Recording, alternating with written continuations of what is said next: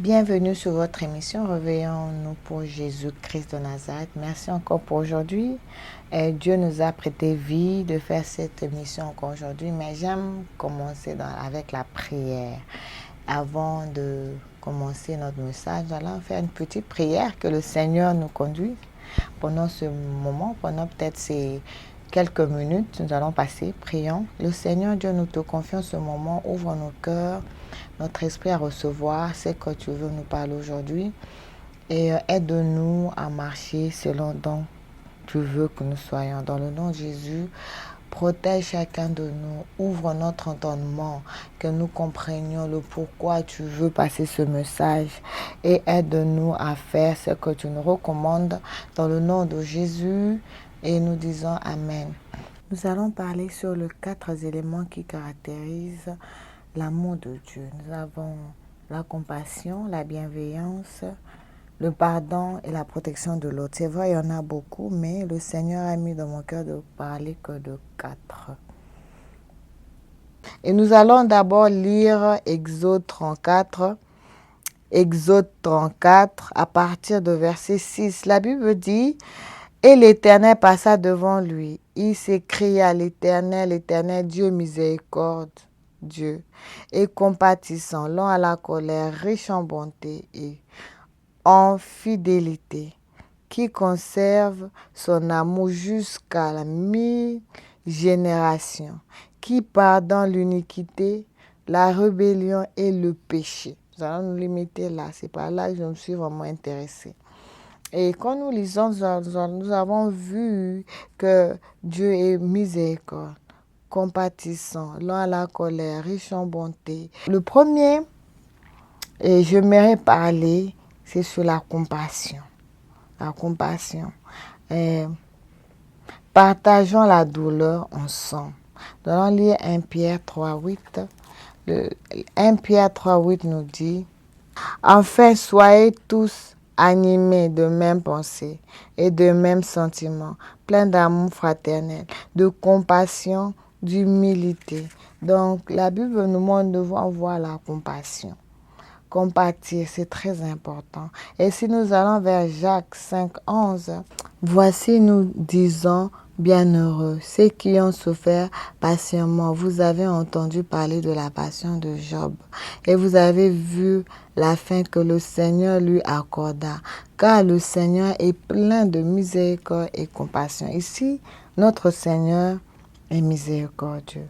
Et Jésus est notre exemple parfait. Nous devons suivre son exemple. Nous devons avoir la compassion entre nous. Nous devons vraiment vivre dans la compassion. C'est très important. Ces derniers temps, nous voyons nos frères souffrir, ça ne nous dit rien. On ne partage pas la même douleur.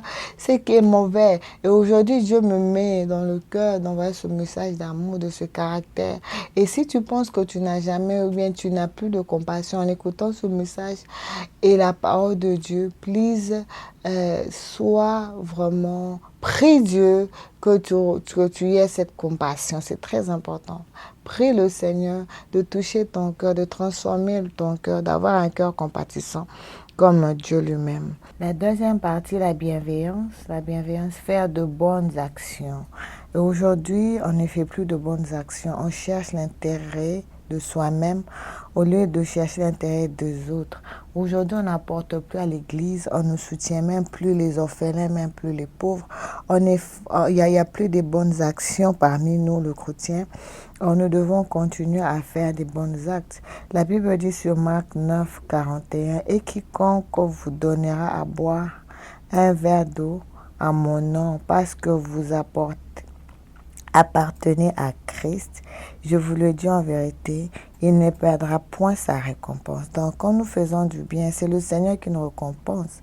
On ne peut pas chercher la récompense à un homme. On ne peut pas parler parce qu'on a fait du bien, parce qu'il y a quelqu'un qui habite chez nous, ou bien on reçoit les gens. On le fait parce que Dieu nous recommande à le faire et que c'est lui qui va nous récompenser.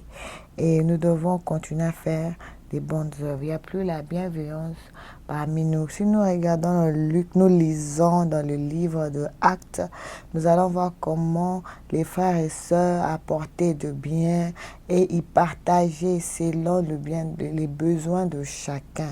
Il y avait l'esprit de la communion, il y avait le partage, il y avait des bonnes actions, mais aujourd'hui il n'y en a plus.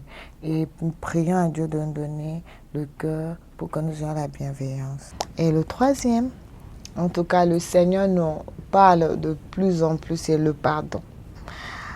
Entre nous, le chrétien, on ne pardonne pas ce qui fait mal. Nous devons pardonner. Le pardon, en tout cas, c'est un pouvoir qui libère. Ça libère, ça rend vraiment libre. Et en pardonnant, il y a la réconciliation, il y a la paix entre nous. Et la Bible dit d'être en paix avec tous. Nous devons prier que le Seigneur nous aide. Il donne le pouvoir de pardonner. Il remplisse notre cœur du pardon, que nous devons savoir à pardonner. Et la Bible dit clairement, Matthieu 6, 14 dit, nous lisons Matthieu 6, 14 rapidement. J'aime ce passage. Si vous pardonnez aux hommes leurs offenses, votre Père céleste vous pardonnera aussi. Nous allons vers 15, nous descendons vers 15. Mais si vous ne pardonnez pas aux hommes, votre Père ne vous pardonnera non plus vos offenses. Vous voyez? Il faut que de fois, c'est pour cela c'est bien de s'examiner chaque fois, comme la Bible nous demande. Il faut que tu te regardes. Je dois me regarder chaque jour mon cœur. Il faut se regarder, il faut examiner. Teste ton cœur. Regarde de temps en temps à qui tu n'as pas pardonné. À qui encore ton cœur est dur envers. Parce que si c'est comme ça, mets en tête que le Père ne va pas pardonner. C'est clair dans la Bible. Ce n'est pas moi, mais c'est Jésus qui a bien dit ça. Et encore, si nous allons vers Luc, Luc dit que si tu ne pardonnes pas, celui qui ne pardonne pas, il est dans le ténèbre. Oui, donc nous devons penser à ça. En tout cas, nous devons prier chaque jour pour que nous ayons le cœur de pardon. Un cœur qui pardonne et qui oublie. Parce que si tu ne pardonnes pas, Jésus a dit, le Père céleste aussi ne va pas te pardonner. Et encore pire, nous commettons des péchés graves devant Dieu.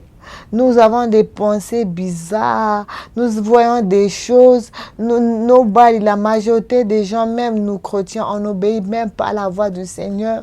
On ne veut même pas écouter ce qu'il nous dit, ni des directions. Tout ça là, c'est nous péchons devant Dieu. Et mais toi, Dieu te demande seulement de pardonner à quelqu'un peut-être qui t'a offensé, peut-être inconsciemment. Tu ne veux pas le faire, mais tu pries, Seigneur, pardonne-moi. Tu ne veux pas pardonner l'autre là, qui a brisé ton cœur. Peut-être ça fait 2 ans, c'est passé. Oublions aussi que toi aussi, tu peux briser le cœur d'une autre personne que la personne t'a pardonné. En tout cas, nous devons faire l'effort à pardonner. Moi, c'est la chose qui me fait un peu mal. À la télé, je vois les émissions que les hommes de Dieu prêchent. Tu sens vraiment que dans le cœur de cet homme est en colère contre X, Y, Z. Homme de Dieu, je sais pas moi. Ça fait très mal. Ce n'est plus dans le cache, mais ce n'est plus en secret. Maintenant, c'est publiquement. Maintenant, c'est dans les nets. Maintenant, tu vois dans le YouTube, partout dans le monde, tu vois un tel qui parle mal à l'autre, même indirectement, mais tu peux sentir la colère. Tu peux sentir vraiment que non, qu'est-ce qui se passe avec un homme? Qu'est-ce qui se passe? Donc, en tout cas, prions que nous ayons ces cœurs. Parce que la parole de Dieu, Dieu a dit, c'est avec ça que nous serons jugés. Regarde toi-même, rentre en toi-même, teste ton cœur. Regarde qui tu n'as pas pardonné. Qui t'a fait mal jusqu'aujourd'hui. Pourquoi tu pleures? Pourquoi tu passes de la même chose qui s'est passée 2 ans passés, 3 ans passés? Essaie d'oublier, essaie en tout cas. Parce que quand tu ne pardonnes pas, c'est facile à blesser les autres. Parce que tu sais que non, on t'a blessé, tu ne veux pas pardonner. C'est à cause de ça tu veux blesser les autres. Et souvent là, on ne sent pas ça, tu trouves ça normal. Parce que tu as été blessé, tu veux aussi blesser les autres. En tout cas, please, si tu écoutes ce message, prie le Seigneur de t'aider à pardonner. À pardonner, à pardonner, à pardonner. Si tu n'arrives pas, tu pries Dieu qu'il instaure, qu'il met le pouvoir du pardon dans ton cœur. Il va le faire. Il va le faire. Il va t'aider. Tu vas oublier et tu seras libre.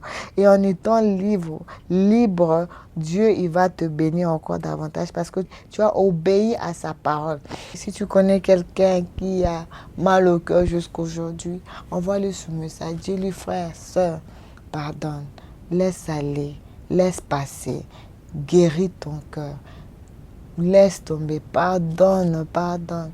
Dieu va te pardonner. Si tu ne pardonnes pas, Dieu aussi ne va pas te pardonner. Parce que c'est clair. Quand nous prions la prière que Dieu nous a donnée, pardonne nos offenses comme nous aussi nous pardonnons. Quand tu dis ça, tu te mets en tout cas quelque chose au cou. Est-ce que je pardonne aux autres? Quand tu fais cette prière-là, dis-toi, est-ce que tu pardonnes aux autres? Ou bien tu mens devant Dieu? Ah, quand tu mens encore là, tu as double péché. Hein? Donc, nous devons vraiment veiller sur ça. C'est très important. La quatrième partie, c'est la protection de l'autre. Et parmi nous n'avons pas l'amour et il n'y a pas la protection. On expose nos frères et sœurs. Même s'il y a quelque chose, on n'essaie pas à résoudre par amour, mais on accuse, on expose. Or que la Bible dit de protéger, la protection de l'autre. Lisons, nous allons lire quelques versets aujourd'hui. Prenons premièrement Galates 6 à partir de verset 1er. Frère, si un homme vient à être surpris en quelque faute, vous qui êtes spirituel, redressez-le avec un esprit de douceur. Prends garde à toi-même, de peur que tu ne sois aussi tenté. Portez les fardeaux les uns des autres, et vous accomplirez ainsi la loi de Christ. C'est clair, nous devons porter les fardeaux des uns aux autres. Si je vois mon frère tomber, je ne peux pas se moquer de lui. Si je vois ma soeur dans la mauvaise voie, je dois prier et la porter, l'aider à aller dans la bonne voie. C'est ça que le Seigneur nous recommande. Et j'aime la partie dernière qui dit, verset 4, que chacun examine ses propres œuvres et alors qu'il aura sujet de se glorifier pour lui seul et non par rapport à autrui. Donc, tu ne peux pas te glorifier parce que l'autre est tombé. Regarde toi-même d'abord. Dis-toi, est-ce que la même chose peut aussi t'arriver?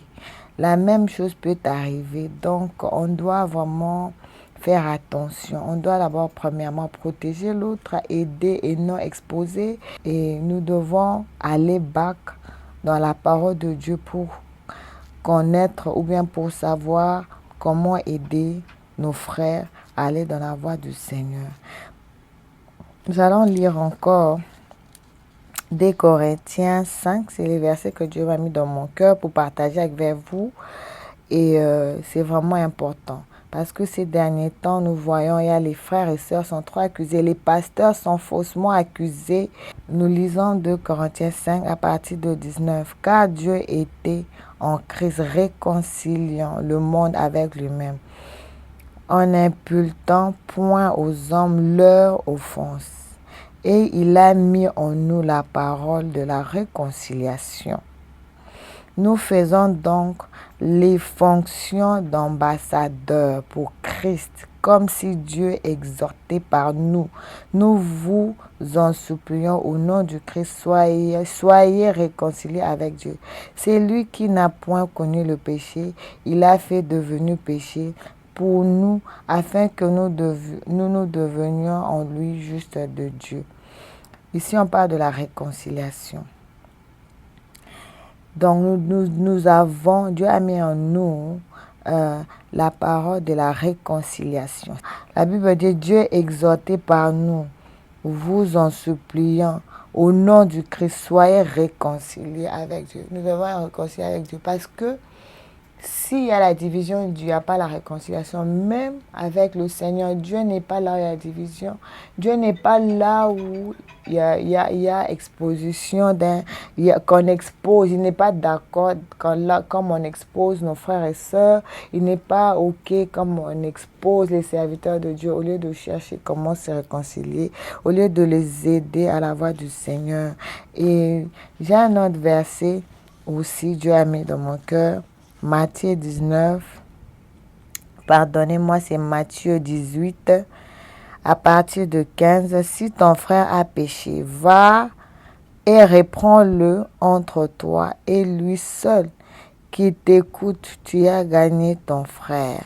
Mais s'il ne t'écoute pas, prends avec toi une ou deux personnes afin que toute l'action se règle sur la déclaration de 2 ou de 3 témoins. Je me limite là parce que c'est déjà de trop. Il y a les non-chrétiens qui se moquent de nous.